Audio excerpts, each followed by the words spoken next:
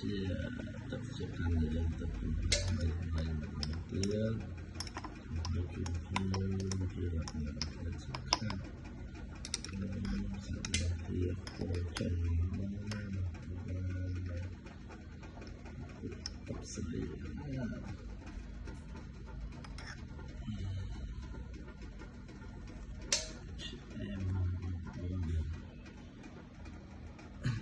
យើងต้องចំហុយឆ្អិនថ្មី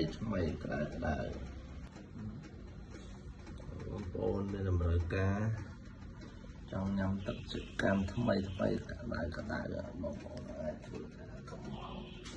ខាងហាងខ្ញុំបានដល់ខាងខ្ញុំធ្វើចំហុយថ្មីជូនភ្ញៀវរយៈពេល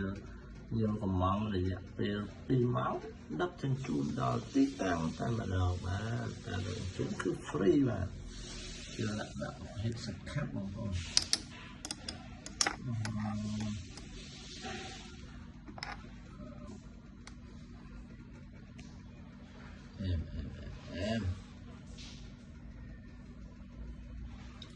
ញុំមានដំណើរការចង់ញ៉ាំអីបងប្អូនអាចសាកសួរឬក៏អាច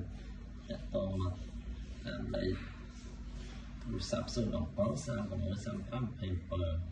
27លេខ Telegram គឺលេខដូចគ្នាបងប្អូន